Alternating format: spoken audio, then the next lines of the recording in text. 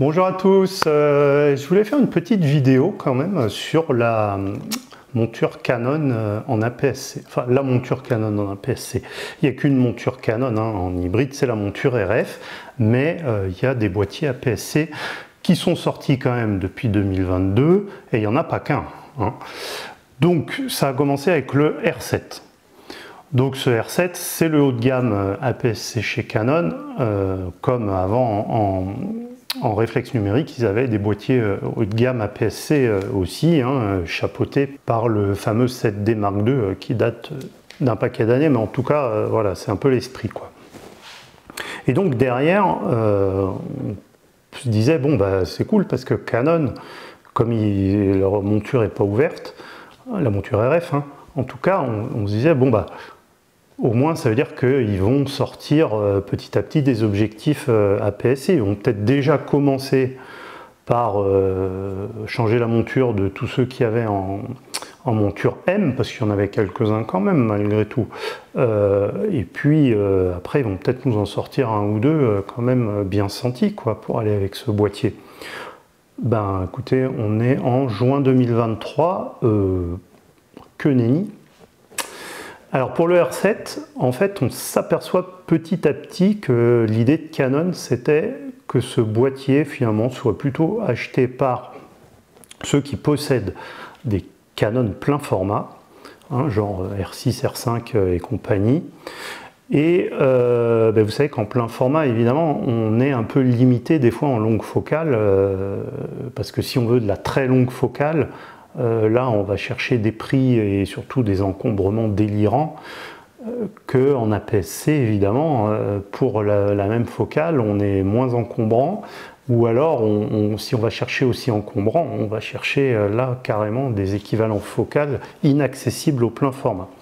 Donc, ils ont fait ce boîtier Canon en complément des R6, 5, R3 et compagnie, parce que justement pour ce point-là, c'est-à-dire qu'en fait, ils servent en gros, vous connaissez les téléconvertisseurs qu'on met justement sur les téléobjectifs pour pouvoir zoomer encore plus, quoi.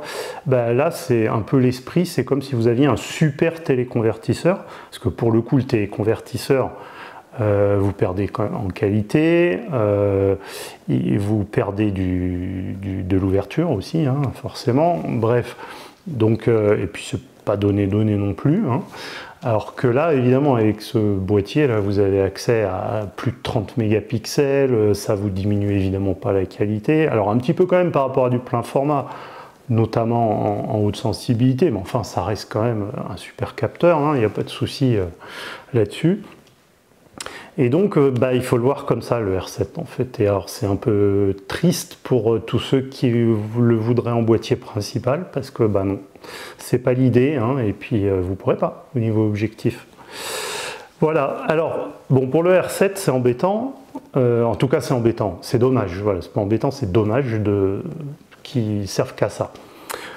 Par contre, pour ceux qui sont sortis après, ou alors en même temps que le R7, il y a eu le R10, déjà, un cran en dessous, donc, moins dans l'esprit, c'est le boîtier complémentaire à ceux qui ont un plein format, tralali, tralala. Là, on pourrait dire c'est plus un appareil déjà grand public, APS-C, donc très bien l'APS-C pour le grand public. Alors, moi qui suis un amateur quand même assez averti, j'ai plus de boîtier plein format parce que je vois même plus l'intérêt par rapport au boîtier APS-C, donc c'est vous dire, simplement. Mais bref. Eh bien oui, mais bon, et le problème des objectifs alors, parce que là, pour le coup, à part le zoom de kit, il n'y a rien. Il n'y a rien. Alors oui, on peut toujours mettre les objectifs plein format, mais bon, alors oui, ils en ont quelques-uns, Canon, qui sont pas trop chers, mais bon, ça change tout au niveau focal, c'est des focales fixes. Voilà, alors le seul intéressant vraiment, alors d'ailleurs que ce soit pour le R7 ou le R10, c'est leur 100-400, qui est très bon. Alors, qui n'est pas très ouvert, ça c'est sûr pour le coup, mais par contre qui est très bon, qui est très compact. Donc, ouais, là pour celui-là, ok, mais pour les focales standards, les focales standards, les grands angles, rien du tout. À part le zoom de kit, encore une fois. Là où c'est plus grave, c'est quand on commence à descendre encore, parce qu'il y a eu le R50, donc là on est encore un gros cran en dessous, et là on se destine plus aux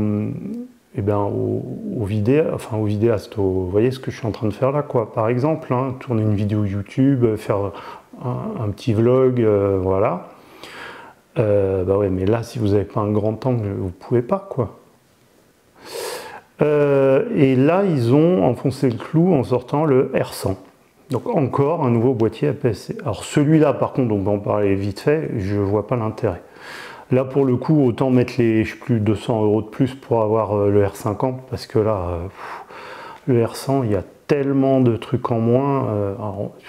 L'écran n'est plus orientable du tout et n'est plus tactile. Alors là, c'est la totale, quoi. On est revenu sur les écrans des Canon je ne veux pas dire de bêtises, mais genre 2010 par là. Voire même, il faudrait vérifier, je me demande si en 2010 ils n'étaient pas déjà tactiles les écrans des réflexes numériques Canon. Hein. Ça a dû le passage il a dû se faire par là, et non là en 2023 sérieusement, alors que en plus le tactile de Canon il est génial, c'est le meilleur tactile hein, de toute la production photo vidéo. Voilà, écran fixe et pas tactile, je vois pas pour qui il est fait là, ce boîtier vraiment, non là pour le coup, alors oui il y a un capteur APS-C qui donnera toujours une meilleure image qu'un smartphone, mais bon, ça, non, aucun intérêt, hein. Franchement prenez le R50 si vous voulez ce genre d'utilisation, sauf que ben, voilà, au niveau objectif, je sais pas ce que fait Canon là, franchement. Voilà où on en est aujourd'hui en monture Canon APS-C et c'est bien triste et bien dommage. Merci d'avoir suivi, j'attends vos commentaires, n'hésitez pas à vous abonner, merci, au revoir.